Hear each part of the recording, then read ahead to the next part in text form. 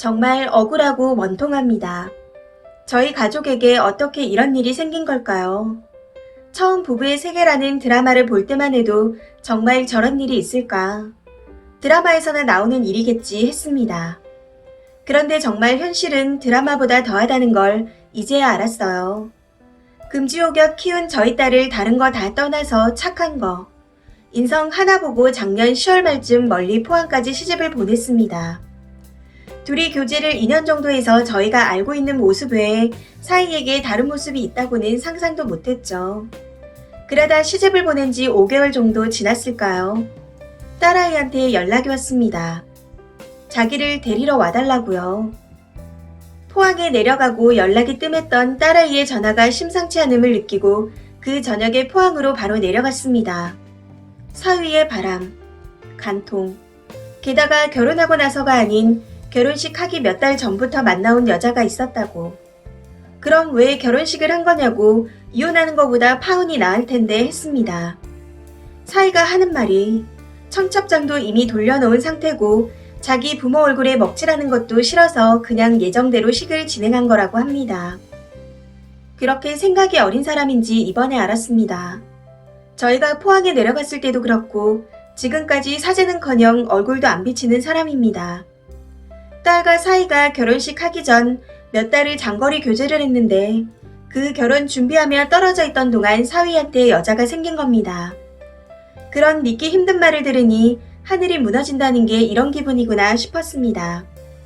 딸 신혼집에 내려갔을 때 목인사만 살짝 하고 방에 들어가 밖으로 나오지 않던 사위.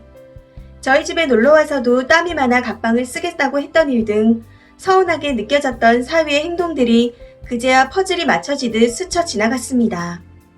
딸은 애써 담담해 보였어요. 결혼한 지 2달이 채 되지 않았을 때 딸이 모든 걸 알게 됐고 4개월이란 시간 동안 아는 사람이라곤 남편 시부모밖에 없는 낯선 포항에서 혼자 많이 울었다고 했습니다. 모든 걸 말하고 집으로 가고 싶기도 했지만 자신보다 자기 부모 걱정을 먼저 했다는 바보 같은 딸. 정말 죽지 못해 살았다고 합니다. 처음 알게 됐을 때 시모 생일날 아들의 마음을 잘 잡아주길 바라며 알렸는데 오히려 자기 아들이 그럴 리가 없다는 둥 아들 편을 들었다는 제 사돈이자 딸아이의 시어머니. 정말 딸아이는 그 시간 동안 혼자 얼마나 외로운 시간을 보낸 걸까요? 엄마라는 사람이 딸아이한테 무슨 일이 있는지 왜 알아차려주지 못했는지 죄책감도 많이 듭니다.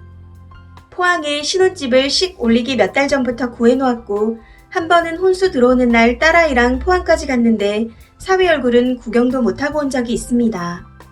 나중에 알고 보니 그날 일하느라 바쁘다는 사위의 말은 거짓이었고 저희가 버스 타고 다시 올라가자마자 그 상간녀를 데리고 신혼집에 가서 가전 가구를 구경시켜줬다고 합니다. 그날 외에도 수없이 상간녀를 집에 데리고 갔고 딸아이가 정성으로 고른 혼수를 먼저 사용하고 음식도 해먹고 씻고 잠도 자고 했더군요.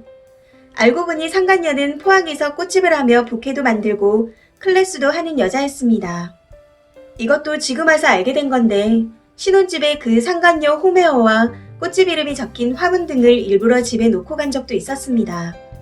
사위는 결혼식 날도 그 전날도 그리고 신혼여행을 가서도 상간녀와 틈날 때마다 몰래 톡을 주고받고 페이스톡도 했더군요. 지인 선물을 산다고 사이즈를 봐야 하니 딸아이에게 입어보라고 시켰는데 알고 보니 그 여자의 선물을 사는 거였습니다. 둘이 톡으로 입혀서 사이즈 확인했냐며 조롱까지 했더군요. 야근을 나간다며 외박을 한 날은 상간녀와 여행을 갔고 정말 입에 담기도 싫은 일들이 많았습니다. 딸이 처음에 모든 걸 알게 되고 상간녀에게 연락을 했는데 그 상간녀는 자신은 3년 만난 남자친구가 있고 빨리 그 남자친구와 결혼을 하겠다고 하더랍니다. 하지만 올라와서 이혼 절차를 밟고 있는 현재 오히려 그 오래 만난 남자친구를 정리하고 사위와 상간녀가 데이트하고 있는 사진을 SNS에 올리며 둘이 행복해하고 있습니다. 저렇게 남의 눈에 피눈물 내고 한 가정을 파탄내는 가정 파탄범들은 행복해하고 있는데 제 딸을 포함한 저희 가족은 수면제 없이 잠도 못 자고 우울증 치료를 받고 있어요. 정말 사는 게 아닙니다. 사돈은 교회도 다니던데 어떻게 저런 아들을 자식이라고 다 품어주기만 하는지 모르겠습니다. 다시 부모님 생각해서 잘 지내보겠다고 연락한 날 본인 아들 꼴보기 싫어 밥 안 주는 건 아닌지, 비폭탄 발언 때문에 그의 내 생일은 최악의 생일이었다며 말한 딸아이의 시어머니. 딸아이를 데리러 간 날 본인들도 섭섭한 게 없는 줄 아냐.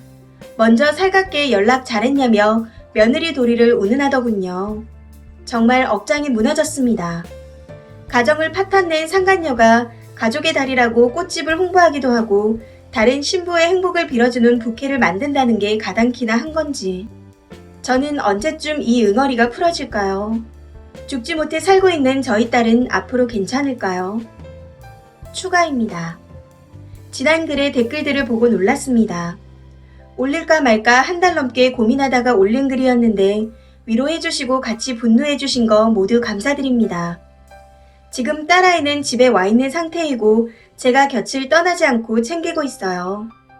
우울증에 불면증이 너무 심해 약 없인 2시간 이상 잠을 못 자고 울다가 기절하는 일도 여러 번 있었습니다. 댓글 중에 날짜가 애매해서 이상하다는 분이 계셔서 더 덧붙입니다. 딸의 결혼은 19년 10월 마지막 주였고 딸이 전화해서 데려온 게 20년 4월 11일입니다. 다른 것도 아니고 자식 일 가지고 장난치지 않아요. 혼수품을 포함한 위자료 총 5천만 원을 며칠 전 사위에게서 받은 상태이고 오는 월요일에 이혼 서류 접수를 시킬 예정입니다. 증거는 충분히 가지고 있는 상황이고 어떻게 하는 게 최선일지 하루에도 수천 번, 수만 번 고민하고 있습니다. 이렇게까지 글 올리는 걸 고민만 했었는데 실행에 옮기게 된 건 사위의 적반하장 태도 때문입니다. 야, 이혼 서류 접수되면 변호사 통해서 연락해라. 라고 사위가 최근에 딸아이에게 보내온 메시지를 보았고 그냥 조용히 넘어가는 건 아닌 것 같아 이렇게 글을 올렸습니다. 정말 마음 같아선 어디에 살고 뭐하는 누구라고 밝히고 싶은 마음이 굴뚝 같지만 대한민국 법이 참 그렇더라고요. 피해자만 보호하는 게 아니라 가해자도 같이 보호하는 게 법이라 조심스러운 것도 사실이고요. 그리고 이렇게 글 올리는 거에 대해서도 딸이 걱정이 많아 대놓고 알려드리지 못하는 점 죄송합니다. 저도 아쉬운 부분이에요. 사위나 딸아이의 시부 모두 이름을 대면 알만한 회사에 다니고 있으며 시모는 프랜차이즈 식당을 하고 있습니다. 상간녀는 꽃집을 작지 않은 규모로 하고 있어 사위는 혹시 이런 일이 생겨 자신의 주변 사람들 생계에 지장 생기는 일이 일어날까봐 미리 걱정이 됐나 보더군요. 제 딸아이에게 자기의 엄마와 상간녀를 건드리면 가만두지 않겠다고 말했다 했습니다. 저희 가족이 딸아이를 데리러 포항에 간 날에도 얼굴은 비치지 않고 딸아이에게 전화를 걸어 부모와 상간녀를 건드리면 죽어버리겠다고 소리도 질렀습니다. 정말 바보 같고 미련한 제 딸. 누가 누굴 걱정하는지 모르겠어요. 정말 제 속이 갈기갈기 찢어집니다.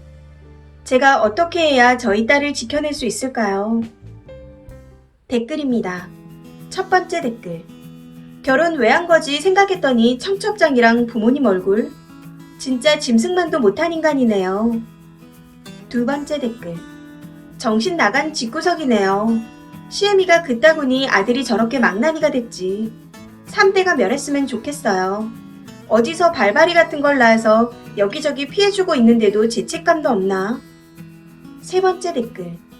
부부의 세계는 지들끼리 집구해서 놀아나기라도 했죠. 이것들은 거지인가? 남의 신혼집에서 뭐하는 짓이지? 완전 기생충이에요. 네 번째 댓글. 역시 그 부모의 그 아들인가요?